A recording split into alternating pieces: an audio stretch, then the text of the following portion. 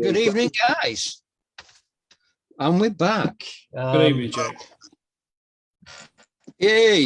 Sorry about that. We may have a few technical difficulties tonight. There's a few gremlins in my shed this evening, but we'll try our best to get on. We are relaunching the Badlads podcast. Dominic Negus was supposed to be on, but he'd unfortunately double booked, so he's off doing another interview this evening. So Frank Portinari, the legend himself, has agreed to come on and take his place, and we have Kevin Lane. Good evening, guys. Good evening. Good evening, Jack.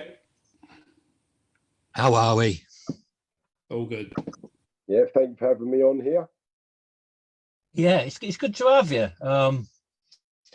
Want to do this for a little while. Yeah. Right, let's have a look. Who have we got? We've got some people jumping in. Cool. So, Badlads podcast.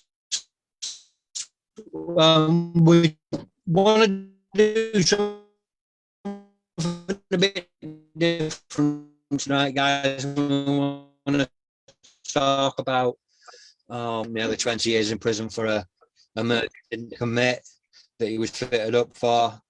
Frank Portinari is a former leader of the UDA and former gun runner. All of us have sort of turned our lives around, so we wanted to bring something different.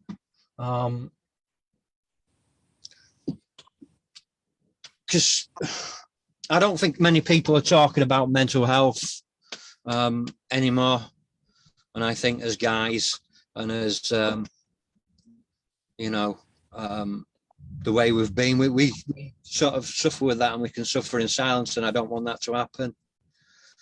I wanted Kevin to come on because, like I said, Kevin spent 20 years nearly in prison. And I wanted to know what that does to a mind. Well, first of all, mental health is far more serious than what, for men and young boys, than what is realised in this country. The amount of young men taking their lives now is just unbelievable. So mental health programs is very important for people to get involved out there and support people, and look for signs in people, whether it's just a basic hello or having a cup of tea with someone could stop someone hanging themselves or taking their life. So I've actually been doing a lot with the mental health for some time now. Just communicate with mental health groups via messages through my social platforms without realising the impact at the time that was these, apart from obviously the most serious, taking their lives, but the impact on their families and the wider spread of it. So I would like to see more people stand up and admit to having problems. That would help. But in prison, having mental health problems is milked by prisoners for many reasons: adjudications, not getting nicked, getting what they want. I know people who slash their arms, but they slash their arms in a way that doesn't sever the artery, but just squirts blood. And we're all made differently. That's what we have to bear in mind. That so I did my sentence, and I accept that I may be a stronger character than some mentally through some of the walks of life that I've been on. But there's other people in there that just haven't made that. They have had such tragedies in their life, and now they're locked up for whatever reason. But it's broken. It's the last bleeding straw. And then wallop, they have mental health problems, not just giving up, but they're just giving up in life. Their brain, it can't handle it no more. And that's a mental health issue, because prison, it certainly doesn't welcome you with open arms, which we don't want. It doesn't cater for their customers, for their clientele. And I realised that very early on in prison. And I thought, someone said to me, Pat Purcell said, listen, Kevin, you can't get bitter till you're angry anyway. It'll ruin your personality, which I'm quite happy-go-lucky fella. He said, so you've got to make a life for yourself in here now, because you're going to be here for a long time, Kevin. And I thought about it, and I thought he's absolutely bang on the nail. So what I'm going to do, I like my training, so I'm going to carry on with my training. I'll fight my case It's the hardest fight I've ever had in my life, and this is going to be it. So in terms of how I got through my sentence, I had a battle in front of me, and that battle was, I'm going to take this battle to the criminal justice system. I'm going to keep pounding and keep pounding and keep pounding until I get a result. And that's what I think got me through the determination. But that's probably because I had something to hook onto and grab onto to pull me through. And I realise that now. But again, you have to have some determination to do that for what I've been through. The criminal justice system is not geared up to help people miscarriages of justice. There's a lot of organisations out there, but there's a lot of people in prison just don't get no help. So the frustrations of fighting for yourself whilst you're innocent, whilst in prison, very difficult. Just turn to get your mail out. So my mail used to go to MI5 and MI6 before it went anywhere. Real intrusion. So closed visits, legal bugging of your legal visits by Michael Howard. How the hell can you have that be illegal? So it won't interfere with your trial. So everything that you are doing in there, from fighting your case to living, to getting your case out there, getting information and help, it's a massive struggle. And that battle alone can be very, very wearing. But I got through it. I've had a laugh in many times in prison, thank God. Because men are very, or human beings are very, sort of say, ingenious. And they turn bad times into good, as they've done in prison of war camps, sadly. But you find that it's the same sort of thing. You look for the good, you have a laugh, it's meant together like a building site type of atmosphere, and sometimes although extremely dangerous and violent, I accept that as well. But if you can find the goodness in that and draw from that and be involved in that, it's better to be having a laugh whilst you're in a shithole than depressed. And that's what I used to do. So a bit long answer there. Well, I mean, as you know, I have a sort of a connection with miscarriages of justice and that. And I was thinking about this the other day because, you know, I'm involved in the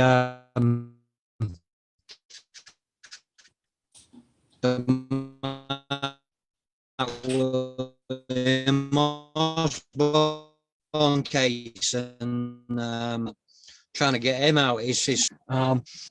And some of the, you know, mental health that he's suffering is really poor. And that doesn't help with the system pounding down. And you, Frank, you know, I know that you were in, you know, when you went to prison, you were in for sort of extreme stuff. So it was like, you know, how does that affect your mental health and other people around you, how they sort of portray you? I think what I've learned from it, Jack, is if you're in a position of responsibility and you've got certain power over people, you know, you tend to not look at yourself because you're leading other people. So you don't take time to look. And I don't know if I've said this to you before, a sort of phrase I use, you get on a treadmill and you press the green button and you go forward. And you don't look to the left, you don't look to the right, you don't look behind you. And then one day you press the red button and you get off. And you say, fuck, how did I get here? And what you forget is that if you've been in a certain position and you've said you're going to represent people, well, I haven't got a lot of patience for pastoral preachers.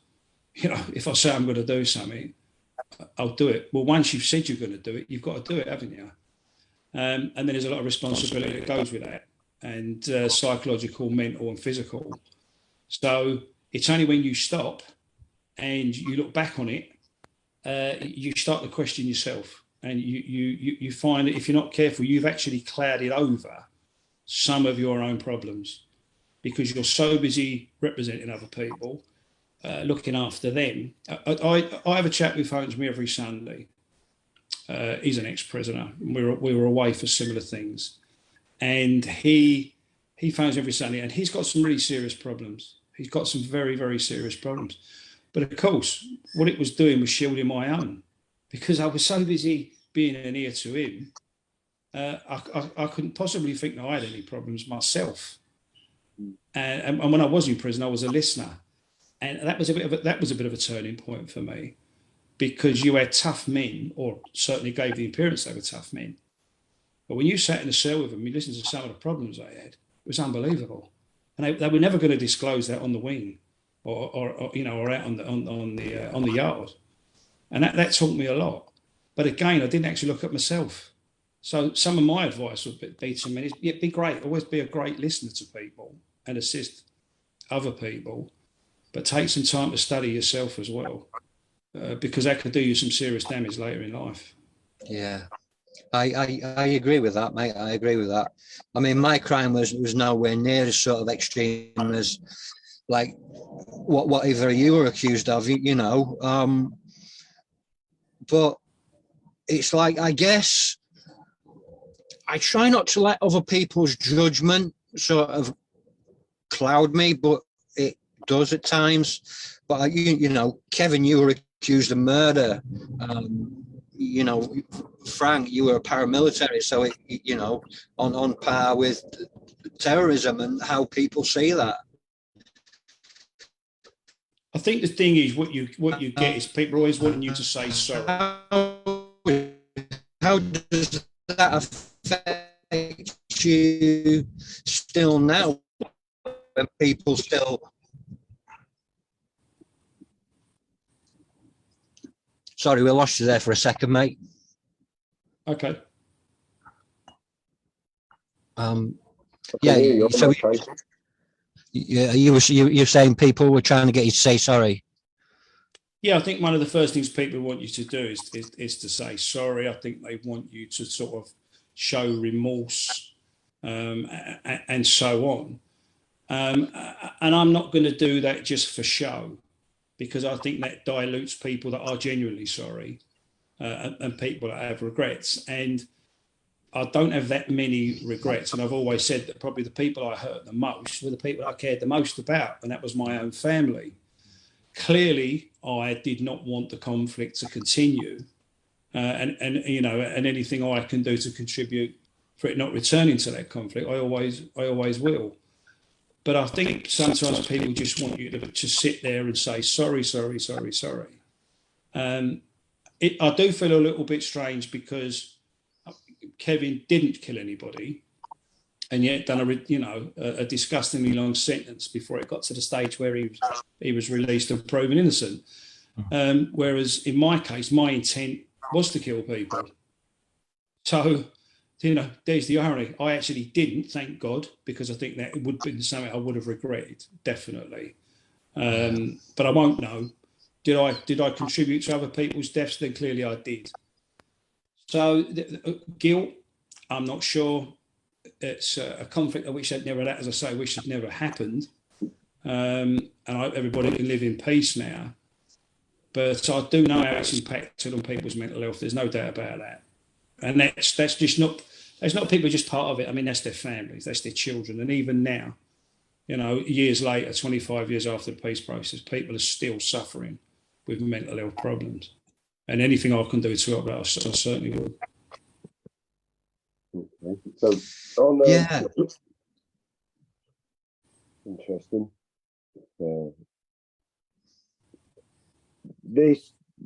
The criminal justice system doesn't want you to say sorry, but they don't want to say sorry themselves. And the most grave miscarriages of justice this country will see, but they just won't say they're sorry. They will say, "Oh, we're looking into it, we're going to have a reform and such like that." So when you're doing courses in prison, it's all about taking responsibility for your actions. So if you're a miscarriage of justice, you can't participate in some of the courses because you've got to discuss the index offence. Whereas I took a court case and was able to do offender behaviour courses discussing previous cases. So otherwise I'd have been buggered, because we wouldn't have gone anywhere, and tens of thousands of other people wouldn't have gone anywhere. There's a bit of like, you don't always get a result there, because the hand is forced based on the numbers, and what else can they do? They can't build enough prisons, so they've got to release you. But to do that, they want you to get on your hands and knees and slap around the face with a wet fish and just sit like a nodding dog, because these courses that they get you to do, like the essential thinking skills, The lads go in there, if I've got to go do this course, but I'll copy your work. I'll sit there like a nodding dog. I'll have a member of staff teach me. Sometimes they've only done 2 weeks, a few weeks training before they've been on there. And yet you've got to sit there and profess that you're going to do this, you're going to do that for years out. And it's all an absolute proper bleeding rubbish. I've got to tell you. Because I like to see how after these staff and managerial positions behave in circumstances that we're faced with and go to prison for.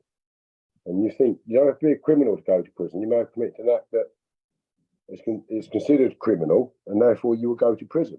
But you do see the best of the best and the worst of the worst in prison. It's a fact. But in terms of saying sorry, people doing time in prison for a long time does make you think about a lot of things, for actions that you did. And I've discussed it today. So my father was an alcoholic and he passed away, sadly. He had an illness. And one day I had seen him for many years. And when I did see him again, took him in, put him somewhere to live, got him all new clothes, everything else. But then had him out for dinner on a Sunday. And unfortunately, there was alcohol in the house. And he drank it when I popped up to the shops. So I came home and took him home. And I never see him again from that. Because I was a young kid. I was 21. I just bought another house and moved. So it was a nice house. There was a lot of work done there. As a young man, my regret and having time to think in prison made me feel sorry for myself in that I should have realised my father had an alcohol problem and worked with it and taken the alcohol out of the house. So I was in there feeling pain, as many other prisoners do, and a lot of people say rightly so, even when you're innocent, they say rightly so. And that changes a person. His courses don't change a person. Saying sorry doesn't change a person. Age will change a person. Circumstances in life will change a person. Having a baby, having a death, an old woman running off and leaving you in there, all sorts of problems. But primarily, courses do not change a person. What changes a person is life-changing experiences. And through that, a person will become repentful and sorry for a lot of their actions. And that's the change you want in a person, which genuinely is sorry. And it'd be far better if they could work with people in that manner, like Norway and the Swedish countries, where they're far better at rehabilitating. Crime offending is best in Europe, of course, in Norway. And look what happened out there, of course, with all the students and how they approach. I mean, the judge goes up and shakes his hand. I can hardly do that, but that's the culture out there. It's forgiveness in that. So look at them, forgiveness, feeling pain. I wonder what they do for mental health out there. That's what someone should look at. Follow other countries, because we definitely are not doing it right. I'd like to know the statistics and the amount of young lives that are going for taking at the moment. Not in prison either. I'm on about outside. And people should look at that. Who's looking at the social platforms and the propaganda and crap that's filling their heads? It's taking them to center lives. Not just that. But let's look at it. What do kids do? Okay, about mental health. Is it healthy to sit in front of a TV as an adult, click, click, click, click, click, and having nothing else in your life but a TV? Some people enjoy it, that's their life, but you can't say that everybody does. They just fall into that way of life because they've got nothing else to do. And that's the same in prison. So they're sitting in a cell becoming institutionalised. That's all they know in a concrete box. That's not letting them release properly, is it? So I think that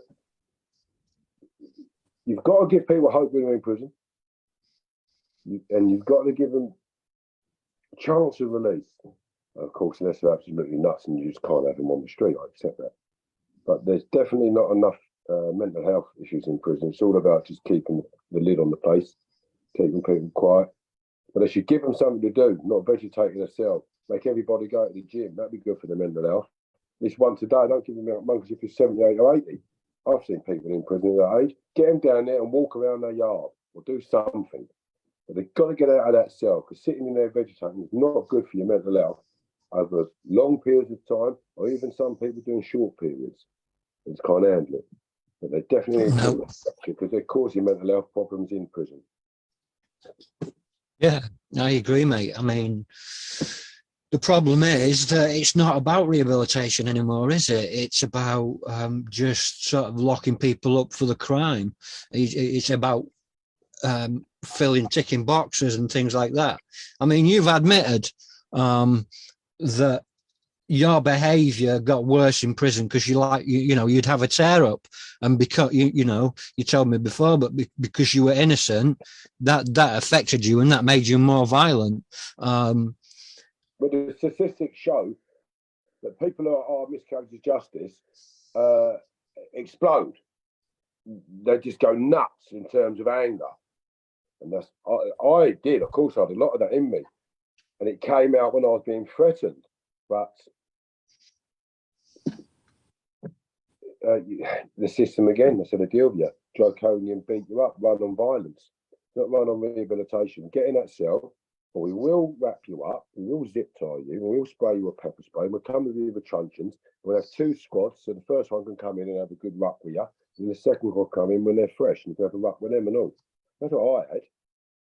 I had some proper tear-ups with them. And that do me any good? I can have someone at the door talk to you, talk you down, and negotiate that. Why's it got to be violent all the time?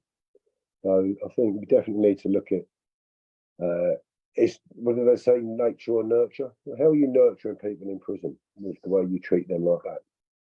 And it's definitely wrong. But where do we go from here? We can talk about it all day, put the world to rights, can't we? It's action you want. So, I mean, I ask you both, what sort of applications could we, as sort of ex-offenders, do to make life better in there for, offenders? I have a friend that's a chaplain in Wayland, and he asks the same to the prisoners. But what can we do as sort of reform characters to help make life easier in jail for other people? Well, I think that, I mean, I'm a big advocate. I've been sat for quite a while, and I'm not suggesting I'm reaching anybody of any importance and influence, but I do try to repeat it as often as possible. Is that I think people need mentors. I think people shouldn't be just while they're in prison, and certainly before they leave. I mean, we all know there's a very high profile parole hearing that's just gone on, and I write to the person concerned regularly. I met him 30 years ago in Winson Green on the Cat A yard, and it's not a case. It doesn't seem to be a case of whether he should be released. It's how can they release him? Yeah. Well, what have they done? There's been absolutely no preparation whatsoever. They've not appointed somebody either within the system or someone who could befriend him, from outside the system. And that concerns me. I mean, I certainly haven't done the amount of years that he's done, and certainly not the amount of time that Kevin did. And when I do talks, there was no attempt to rehabilitate me at all. There was none whatsoever. To the degree that when I actually left prison, it actually enforced my views, because I thought, I've just done time for this. I'm not going to disown this because I've just done the time for it. So no attempt. There was none whatsoever attempt to rehabilitate me. That took me to do that. Many years later, it took me to do that. But fortunately, I did have a family to come home to. I did have a home to come home, back to. But I dread to think how it works for the blokes that don't, who literally just get put outside the gate and get told, to go and report to a hostel, and basically be put amongst people probably going to get them back in trouble again. I just don't understand it. There's just not enough provision, and I would certainly, to be willing to act as a mentor to somebody to help them with the process, to come out. But I dare say they probably put lots of qualifications required in front of you before you could even do it. And whether people could have the time to do that, I believe they'd have the intent. I think they'd have the goodwill and the good heart to do it. But whether ex-offenders, who ironically would be the perfect people to do it, because they've been through those experiences, or some of those experiences. But I can't see it happening, unfortunately. Because I don't think that's what the game. I don't think that's what the game plan is. I mean, the whole talk of people not reoffending. I don't actually really believe that. I actually believe it's in their interest for people to come out and reoffend because they live off that. That's how they get their wages. So I'm a bit cynical when it comes to that. I want it to work, clearly. I want it to work for the for the people that have done the sentences. I want their lives to improve. But I don't see them getting the proper help to do it. And if that doesn't lead to mental health problems, then I don't know what does.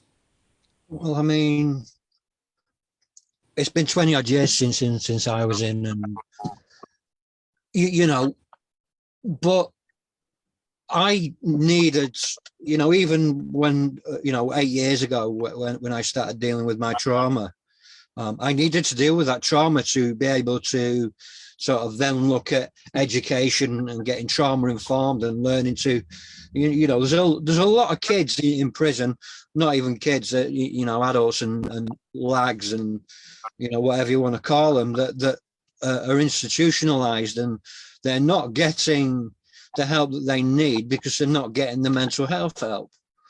That they're not getting the education in how to deal with trauma. They're not getting enough education. It's difficult enough there are a lot of people that go in there that are illiterate, that can't read or write.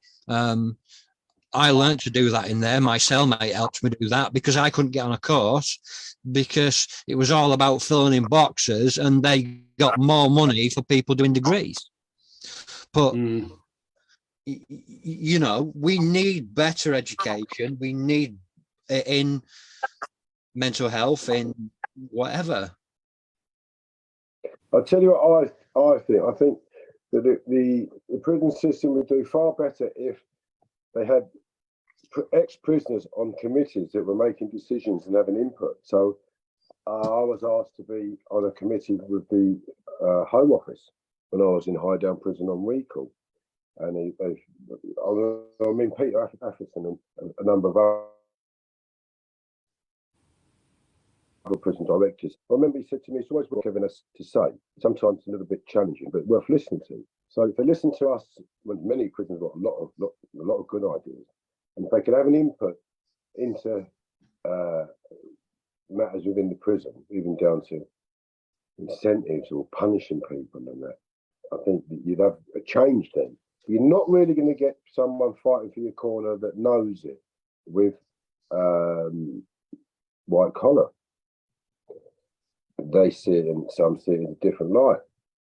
Whereas you'd have a prisoner see it, for instance, or many other people, may see it logically, which would be a better solution for all.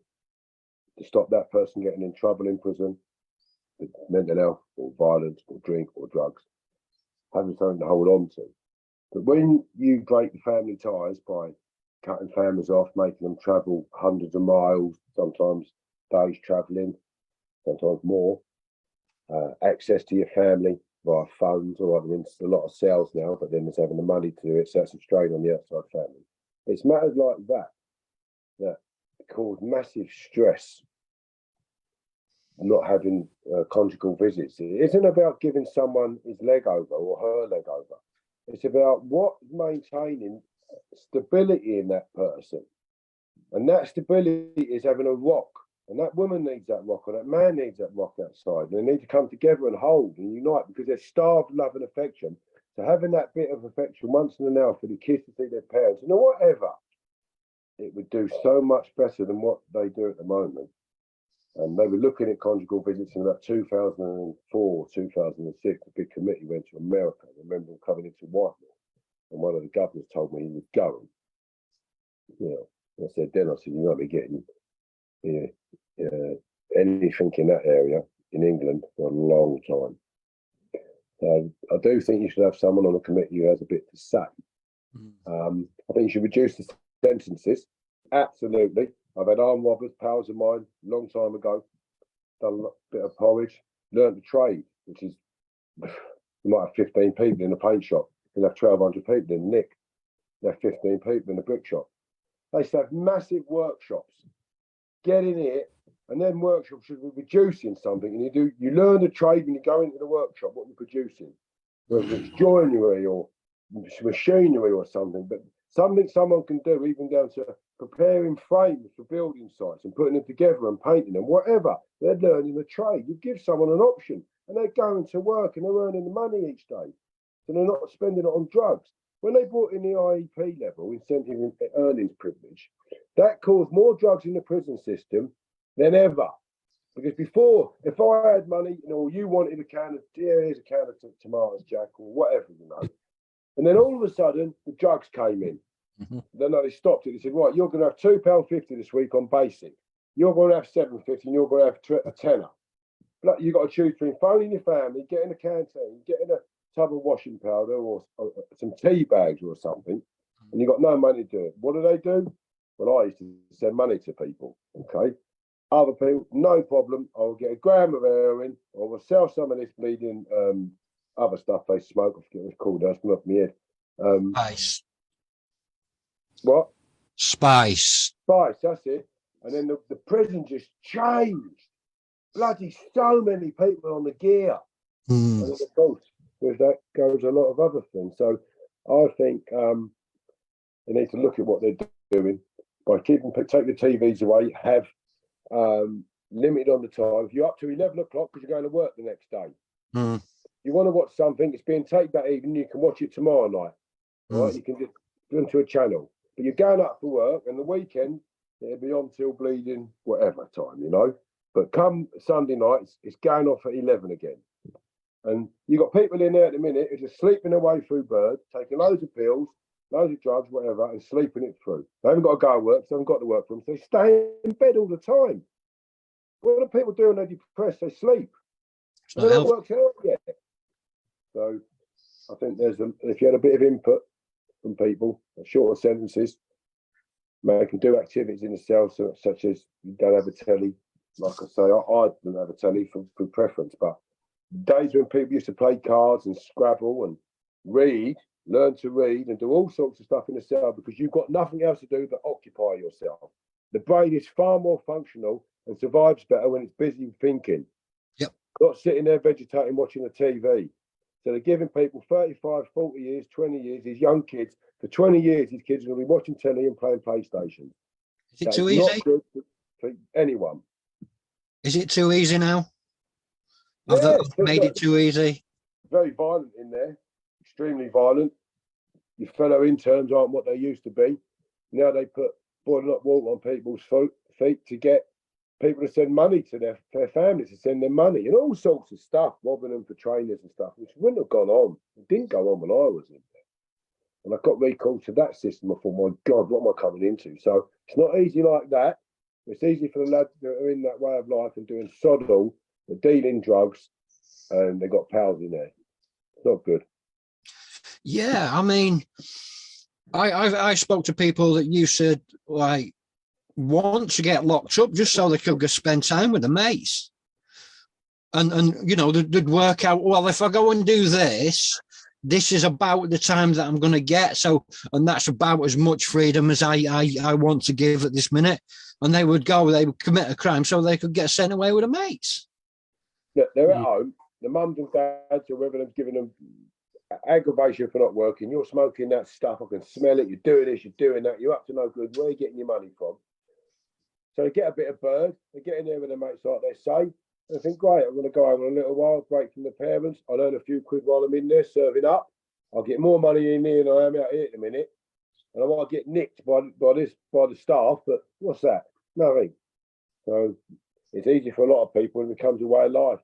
The old criminals are gone, where they've planned a bit of work and put a lot of effort into it, like the Hatton Garden burglars, a lot of preparation, a lot of clever men, determined men. Them criminals are gone now. So they need to start catering for the type of prisoners they've got that are coming in from the streets for certain crimes, not men who had a lot of respect and morals. Half of them are in there for robbing other drug dealers. So much for having respect for your fellow prisoners. It's different, isn't it? It's different. I mean, I couldn't handle it in there now. My brother's been in and out. He hasn't been in for a few years, but you know, he was brought up in that system. You know, I remember when men like Alan Lord were fighting for better conditions because it was Victorian, it was draconian, it was, you know, 23-hour lockup. He's a strong character, Alan. I'm telling you, a very determined man. Very determined. Yeah, he did fight them, and he was. I would say, Jack, I would say, to bring a little bit of you know, a bit of a good news story, if you like. And it's only reiterating what Kevin's saying. Is that when I was doing the industrial cleaning class in Swaleside, it gave me something to focus on. It gave I passed various qualifications, the MVQs and opportunity certificates. It was given the opportunity to do the assessor's course, which I passed, which in turn gave me the opportunity to teach the other inmates, which I thoroughly enjoyed, because it gave me something to focus on, and I knew that I was helping other people. Yeah, of course, if you ever said, look, Frank, if I give you a Mars bar, you know, I'll give you some phone calls, can you, you know, put me through and all that? And I say, no, you won't get no pleasure out of it. Do what I've done. Put the hard work in, pass, and you feel a lot more proud of yourself. You get your certificates, they'll come in handy. And of course, when I did leave, I did get into cleaning. In fact, I had a partnership with someone for a few years, and I was glad I did what I did. And people do need to get out of their cells. I find at the moment, look, when I was on K, and I ain't looking for sympathy, and you know, it's in my case, I did do something wrong. So I take it on the chin. I'm very philosophical about it. In fact, I was very lucky. I should have got a lot more. And but the conditions, you know, I describe it to people. I don't say, oh, I'm a tough man. You know, I learned to live with it. No, you live like a dog. You know, it was 23.5 hours bang up. It was a freezing cold cell. It was one shower a week. No access to the chapel, the library. Your food was brought to the door. You know, you live like a dog. We didn't even, when I was away, you didn't even have association. That came in a lot later because the POA, the Prison Officers Association in Winson Green, fought against it. And eventually they had to cave in, and they had to give us a couple of hours in the afternoon or a couple of hours in the evening. But by the same token, I wouldn't have wanted it too easy, because it wouldn't have been a punishment then, would it? And it worries me that people are going in there now and they're getting treated better in some cases than what they are out on the street in their own life. So, you know, that's not a punishment. And I think we have to distinguish between, some people do need to be punished. And I'm not talking about in draconian ways, punished but assisted, but helped, you know. And at the moment, I don't see that. I just don't see it. And I'm the same as you, Jack. There's no way I could go away now. No way in a million years. Because I think in order to defend myself, I probably have to do someone a lot of harm, and that would only get me even, you know, more years. So what would be the point in that?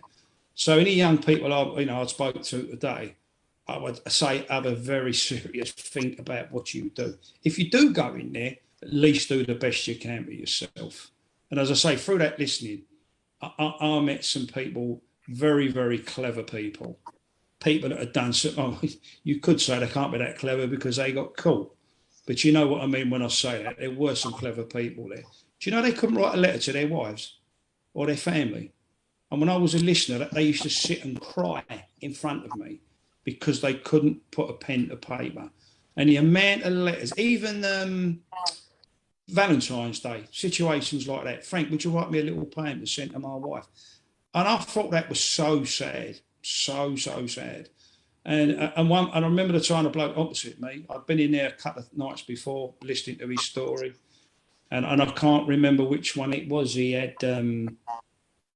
one of, it poisons your blood. I forget what it is. He was convinced he'd never be able to kiss his wife again. He'd never be able to kiss his kids. And he hung himself.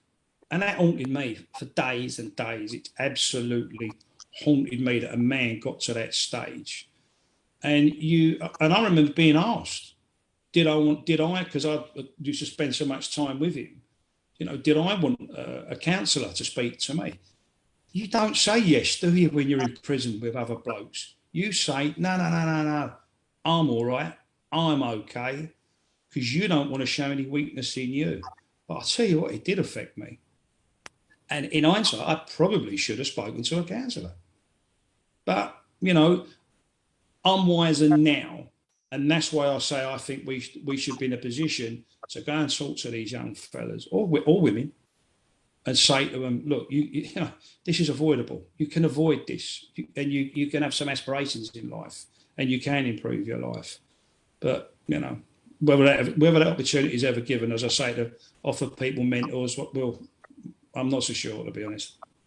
I mean, I'm of the firm belief that, we're all writers, we've all written books, and I believe in the catharsism of writing a book. I used to find it stressful, but I do find it sort of helpful, and I think that we should be, I know the proceeds of crime actually. Yeah, books out there, go on, there we go. I know the proceeds of crime acts and stuff like that, but we should be nurturing minds and teaching them how to write stories, whether they be biographical or whether they be fiction. And because you can make money off fiction, in there. And I think that we should be teaching that. We should be taking writing courses into prisons. We should be teaching them to build emotional intelligence, because writing and getting your feelings down on paper helps strengthen resolve and emotional intelligence. And when you've got emotional intelligence, that builds resilience, and then you can sort of then start working with trauma, because a lot of these kids in prison, a lot of these adults in prison, they're still dealing with trauma.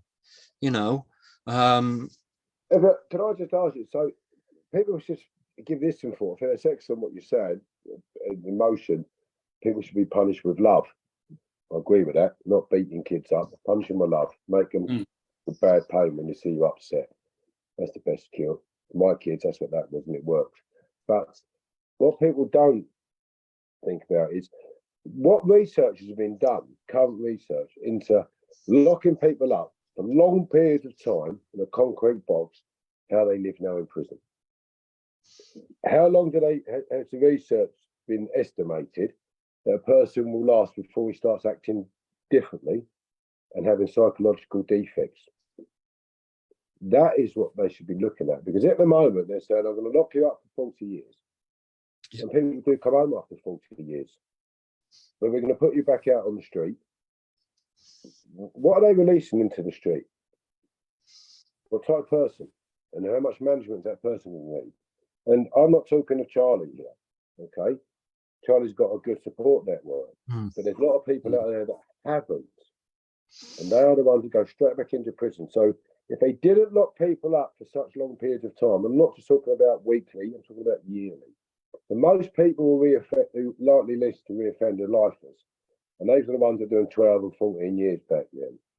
And they didn't come back to do that amount of time. And they learned trades in prison, a lot of them, unless they were a career criminal. They had hope and they had something to hang on to. But when you've got, when I got to 10 years, I thought, God, how much more of this shit have I got to put up with? Fuck me, I can't have no more of this. Well, I did, of course, but I thought, I've got to get bleeding out of this mental place. And I'd like enough to have that resolve, but 20 years I served. And there's people done far more than me in there now, and the conditions that I did. I feel for them. I'll tell you what, everybody out there that says bang them up and lock them up, keep them in there, that ain't no good. There's a lot of people outside that are suffering as a result, and that has implications on society. And the bigger picture is that. And of course, it does keep people in jobs. There are people who need to be removed from society for the deeds that they've done. Mm-hmm. But deal with judge a country by how you treat their prisoners, how they treat their prisoners. Very good saying that. Yeah, I mean, I know lots of people that would say, lock them up. And prime thing was about when Christmas was coming up, and it put what the prisoners were getting on Facebook or some article, and people were saying, oh, they shouldn't get a Christmas dinner. They've done a crime. They should do the time. And my point is, they've lost their freedom. That is their punishment, and you can't keep punishing and punishing and punishment. Their punishment is they've lost their liberty, they've lost their freedom. They can't vote, they can't do anything else. All they can do is their time. Um, Well, let Frank have a quick chat here because we're holding all the court here. But quickly, I would say that they should definitely take. Sorry, Frank. 1 second. They should definitely. The old saying: listen to someone who knows, who's got the experience in there. But they don't. They don't listen to us, Frank, do they? No, because I mean, what's the point? You get, some well-meaning 25-year-old officer, he does want to improve the world, and improve prison life. But what does he base it on? What experiences is he going to base it on to understand what it's like for a prisoner or a prisoner's family? He's not lived long enough to have any life experiences. He might have read it out of a book. He might have taken a course, but I'm sorry, it's a poor second option. And I think initially young men like to listen to older men who've lived a life. Once they get beyond what they think, there might be a bit of glamour involved. And I get this sometimes. I know that there will be people who will buy me a drink, shake my hand, give me a pat on the back. Well done, Frank. You stood up for what you believed in, blah, blah, blah, blah, blah. That has absolutely no effect on me whatsoever. I'm more interested in making sure somebody doesn't go down the same road as me. And it doesn't even have to be to the same extreme with me or the same circumstances. It can be in all walks of life.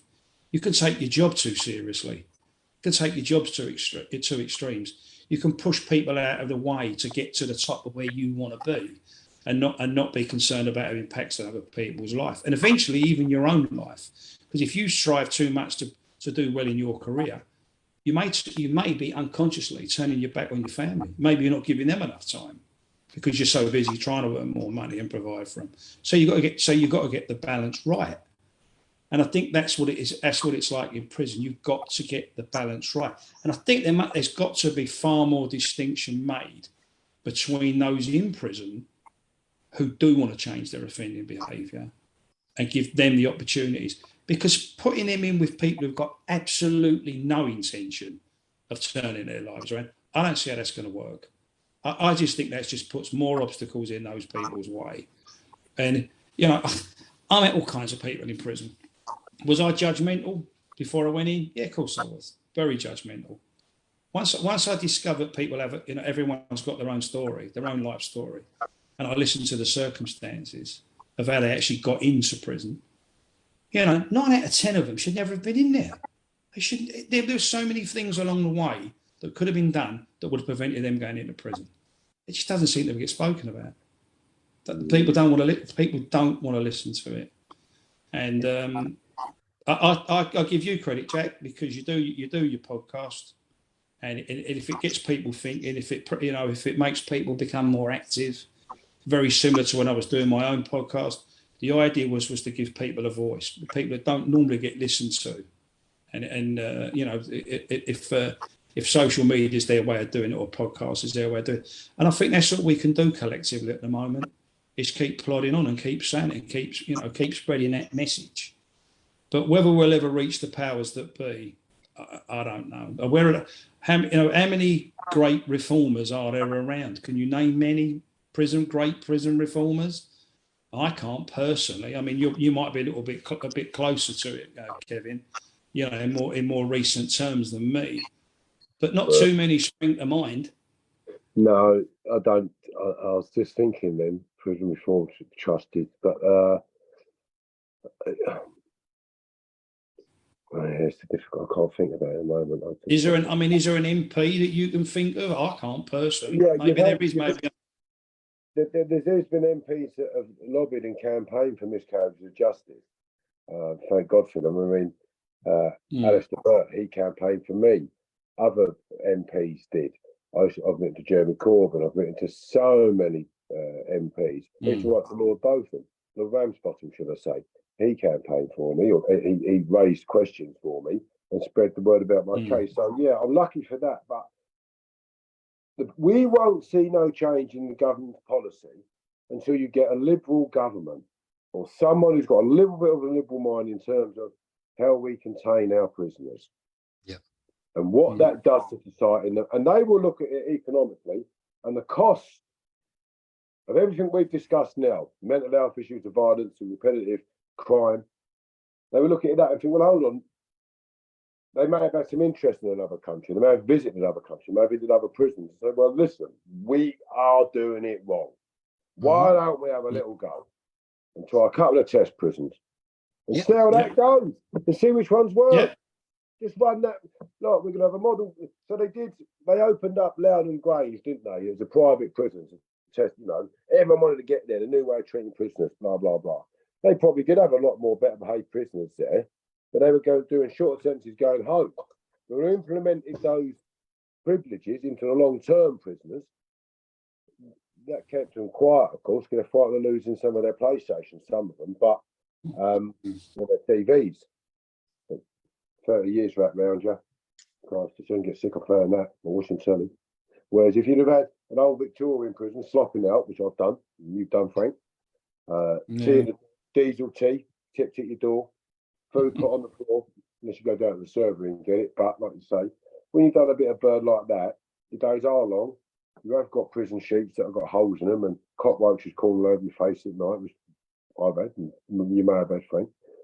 But the sentences, like the 12 years, are a lot shorter, but your time was a lot different then. And you did look to each other for camaraderie, having a laugh, playing backgammon or Monopoly, or whatever you did something in that cell. So does a person need to be taken out of society for the length of time that they are to benefit, I say this respectively, the prisoner, in that he's going to be released in society, he's done enough, he don't want to come back, and society? That's where they're getting it wrong. And if they can get it right, and like I said, follow another country, have a look at them, it may give us a lot more hope than we've got now, and a better country. Not better. I mean, you look at Sweden, right? Like you said, and Norway and places like that shake your hand at the door. They give you the keys to your doors. I think the closest we get is open prison, but they you get a certain amount of responsibility. You get conjugal visits. Even Panama. I've got a friend that's serving 46 years in Panama. And he's by far from innocent. He's in there for quadruple murder, but he gets conjugal visits. Gives him something to hold on to. Keeps you humane. It's not about getting exactly. It gives you something that your body needs. It's in us for a reason. It's not in there for us to be bad. It's in there to express love and feeling. And unfortunately, they take that away from you. Then that has a massive effect on a person, because that hormone and that balance in the brain isn't functioning right. And that's a massive thing to a person, to be loved and have love. Why do you think prisoners cuddle so much? Because they're starved of love. I don't mean that in the wrong way, but they'll give each other a hug. And how you doing? More so than you do outside. But then when I came home, I found I was still doing that with a lot of people. I still do it now. I do. I hug a lot. It's not because I'm starved of love. I'm not. I've got my family. I've got my kids. I've got my wife. But you're right. It is. You build that camaraderie and that kind of brotherhood. I can't speak more highly of brotherhood. Really, we need more of that. We're in a time now where there's lots of confusion on how you should act and stuff like that, and there's lots of judgment on sort of men standing up and talking about brotherhood and things like that. But we need it. We do need it. Men need strong men around them to help them. Strong men breed strong men, and we need more strong men to be able to help some of the more vulnerable men, to help build them up. I've been vulnerable and I've had strong men around me my whole life, because you need it. Well, I'll give you a bit of advice. Take advantage of my cuddling advice and cuddle a lot of women. That'll make you feel I'm not going to agree. I'm not going to agree with that in case my wife's in earshot. And I'm more scared of her than any of you. But you're right. No, I agree. I think you've got to have a case of where, look, if they put less emphasis, and I know I've sort of touched on this, but if they put less emphasis on you saying sorry and I wish I hadn't done it and blah blah blah, because that's too easy. At my parole hearing, shall we say, it was a woman sitting in front of me. The first thing I did was compliment her, because I was told I was going to be speaking to a Dr. Ball. I assumed it was going to be a bloke. And there was this woman sitting there. So I said, before we go any further, I think I owe you an apology. I've been very sexist. I assumed you was going to be a gentleman. And she kind of like shuffled around and sort of went, oh no. Because I said, you're clearly not. So, the old flattery started straight away. I was buttering her up. I was trying to get her on side. There wasn't any, I'm sorry, what I've done. I'm never ever going to do it again. But that's what they wanted. They should have been more interested in what I'd done while I was there and what I was going to do when I got out. There was a small degree of that. But it was mainly, they just wanted to know, has their punishment worked? Well, I'm sorry, no, your punishment didn't work. It didn't change me one little bit. In fact, you gave me an opportunity to have an insight into a world I'd never experienced before. It hardened me, if anything. It tested me to find out what sort of man I was. Anything. It toughened me up. It educated me. And the punishment, as I say, I don't think what they perceived to be punishment actually worked. Did they provide me with some education? Yes, they did. Am I grateful for that? Yes, I am. But if they think that slinging people in prison is a punishment, and they think they're going to walk out and go, all right, yeah, you've punished me, I'm never coming back here again. Well, we know that's not right. We know that's a false concept. And as I say, we've covered quite a lot. We can be very hopeful as much as we like, but until the powers that be, give us an opportunity to speak to young people and mentor young people, I don't see a lot changing. If very briefly there, Frank, sorry to cut across you, I apologise for that. Look at Charlie Johnson. Thank you. He's a product of the system, and some people were questioning some of his answers about he's not resentful, or he's not what he's done in his life. He's led his life. People should understand that sometimes people's answers is not to show weakness or kindness when you've been battered and punished for so long. Yep. If you put him in the country, say he'd been released for 3 years, and asked him that question 3 years later, he's been living in the countryside and maybe living a right quiet life of such sometimes. You might turn around and say, do you know what, I wish I hadn't done a lot of the things I've done and hurt the people I did. Yeah. But it's not in his makeup at the minute, or it is inside, he's thinking it, but it goes into overdrive. And I don't think people understand about the release plan and what they do to people in there, like Charlie. And that's what we're doing. Well, we're never going to know, are we? We're never going to know until they let him out to see, can he adjust? you know, he's clearly going to be tested. I mean, we touched on, you know, home leaves, you know, conjugal visits, town leaves, home leaves, etc. And I didn't have any town visits or any home leaves.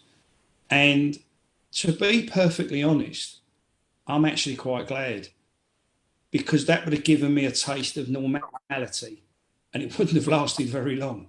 It had lasted a couple of days or a few hours in a town centre. I think that would probably have wound me up rather than appease me. So in that sense, I wouldn't prevent anybody else that would want that. And if that's a process of getting people back into society, then great. I'm not going to knock that. I'm only talking about my own personal circumstances. But for somebody like Charlie, how on earth, you're right, how on earth do they expect him to behave or respond when he's never had the option of trying it out? He's never been in any other situation as than being in prison, or certainly for the last God knows how many years. So how can you judge how he's going to be? And that's why I say, I think, not just for Charlie, I'm not here to champion Charlie. As you say, he's got quite a good support network, and I hope that continues for him. And but for other people, you need to be prepared before you come out, not take the chance and come out. And you said about camaraderie. I remember the day I got my letter to say I was going to get parole, and I had to go back into the economics class. I felt guilty. I actually felt guilty because I was going home. And yet there was murderers there. There was all kinds of people there. And some people clearly deserved to be in prison for a certain amount of time. But I actually felt guilty that I was going home. Now, what's that all about? You know, so you do become into, and I certainly wasn't as long as you, Kevin. Yet to a certain degree, it was a degree of institutional, you know, being institutionalized and living in a community and supporting each other. If someone ever had food, you know, you shared your food with them. You shared your canteen. If they wanted to phone something, you gave them a phone call. You know, you did pull together. I learned that much. I did learn that much. All about that now, isn't it? Yeah, you know, it's different. It's so different now, and I realise that there are the ones that are serving a long time that really do want to get out, and they're trying to get out, and they're trying the best, they're becoming listeners, and you know, they're trying to work their way through the system, and they're fighting the cases. But you get the ones that you know, it's about that, and that's it. It's about money. It's about status and power, because they've got none on the outside, so they get it on the inside. And until you tackle that, you know, until you start to change their mind on the street or at home, they're still going to have that sort of narrow view. You have to give them an option, and that is what the option is in prison. So if people can come in there, there's a lot of people say, oh, actually, I've had enough of this. They're sick of it. They've been bullied in there, whatever. They have a good hiding. As a result of doing a good hiding, a job's come up and wallet. They can think, bugger, I'm going to go and do that. I'm going to move wings. That's what they should have, but they haven't got that option. A lot of the jobs like industrial cleaning and that don't come up a lot, and you only get cleared for it if, you know, a lot of people do, but there's not many places on there. So again, they haven't got the options in there that people think they may have, apart from being locked in a cell and taking drugs and getting depressed or bored with the routine. And that's about all I've got to say, gentlemen, on it, really. I do apologise to the folks. Right. I've got my phone's going mental. I didn't realise how long it was going to be. I thought it was an hour chat. No, that's all right, mate. You know, I want to thank you for coming on and, you know, giving your voice. I did want to ask one last thing that, you know, I've noticed that because you do a lot of television programs and you do things like that, Bible and stuff like that, I have noticed that you get portrayed in a certain way by the mainstream media. You know, and they do kind of focus on your violence. How does that affect you in your sort of journey to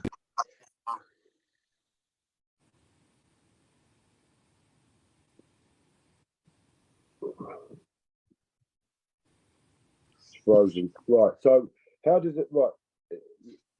I learned very early on in the prison system that the media portray you in the light trial by media. So when I realised I started getting help from the media, I thought, well, I'll fight my case from the media. But comes with that, you have to have whatever title they put you through. And of course, comes with that me talking about what they said about me. And hopefully people who know me or meet me say, well, yeah, we've really met you and you are just quite down to earth fella. However, I spoke about it today with Raphael Rowe, ex-serving prisoner, miscarriage of justice, now an established presenter.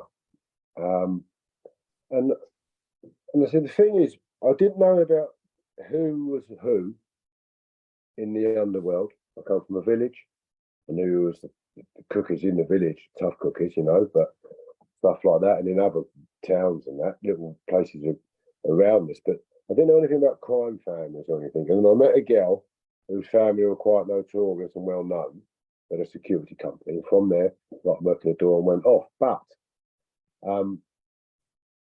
I ended up in prison and bits and pieces. But if I hadn't have gone down that path, because I could hold my hands up in the village, I wouldn't have been perceived the person I am now if people met me, if it wasn't for a title and a sentence that I've done. I understand that.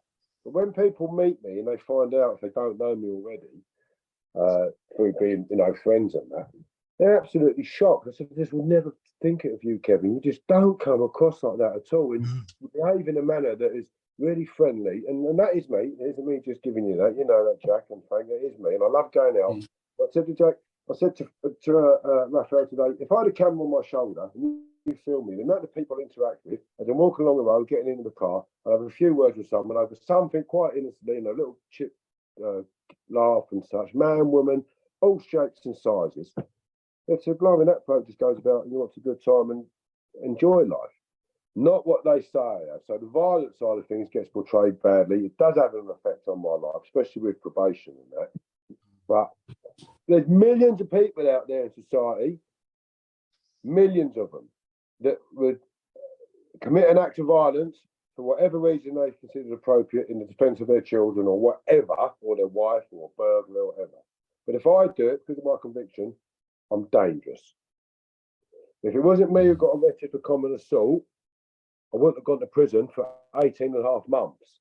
The other person would have been charged with criminal damage to my car, holding me illegally, keeping me a prisoner, holding me against my will by hiding my keys in their fridge and such.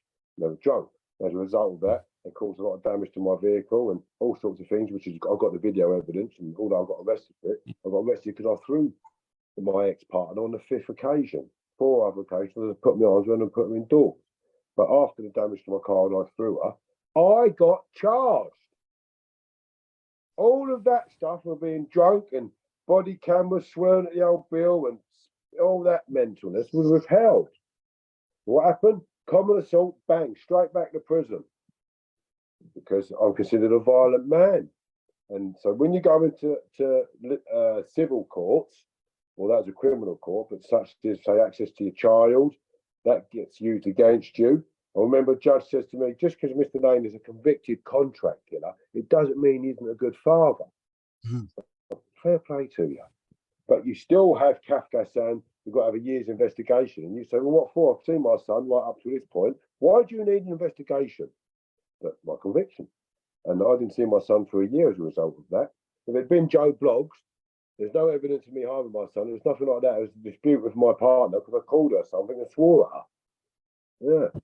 But then criminal conviction like me, I'm a dangerous, violent man. So it does have a massive impact on me. But you just have to just take on the chin and crack on and try at times to, thank God. When I overturned my conviction, that's when I was down on the Court of Appeal steps and I told you so. And my life's going to change now because there's a lot of handcuffs on me all the time, how I live my life and what happens in my life with how people treat me, which they wouldn't do if I didn't have a conviction over my head. So it's massive. I think about where I'll go, what I do, am I going to go somewhere, even get myself in trouble. and then not see my children, okay, and my grandchildren, and not see my kids again. I've got children who are growing up now, and they're kids, and I don't want these to go through what Aaron and Tommy went through. So that keeps me out, because I think about their little hearts, and that's where people get changed. What they feel in here, love and kindness, and beating people with sticks don't work. But yeah, I went on a bit there, didn't I? Yeah. Thank you, mate. Thank you for your time. I'm in a bit of a similar position to Kevin. I've got another commitment. I'm going to have to move on. Can I just finish up by saying two things, or three things really? One, thanks very much for inviting me on this evening. Very much appreciate that. Also appreciate the opportunity to meet Kevin and listen to Kevin. Very wise man. Very wise man. And that's not trying to flatter you or butter you up. I'm being sincere about that. And you can send me the money for saying it. Just trying to be a little bit light-hearted there, because we've been a bit serious. And I'm just going to finish up with one other thing, which might confuse people, but I'm actually glad I got caught. And I've been serious about that. I'm actually glad I got caught, because it was only ever going to get worse. And when I said that to my wife on the first Open Cat A visit, she couldn't believe it. And I said to her, where did you think this was going to lead? You can't be in charge, and you can't have guns wrapped around you and not use them. And one day, and she said to me, you telling me to kill someone. And that's a very difficult thing to have to admit to your wife, and the mother of your children. But that was the line in the sand for me. That was the line in the sand. So I'm glad I got caught. So don't do what I've done, people. Don't get caught in the first place, because don't do anything wrong. So I love you and leave you. All right. And again, thanks very much. Kev, hope we meet up again sometime in the future. I'd like that, Frank. You can tell you're a lovely man, very straight man. I'd love to have a chat with you and meet up with you. Lovely. We'll have a plan. Great company. Jack, thank you, Jack. I say thanks very much for this evening. I really much appreciate it. Thank you, guys. Message me, Frank. Cheers. Take care. I'll see you again. All the best. Thank you. Thank you. Thank you very much, lads. All the best. Right. Cheers, guys. Cheers.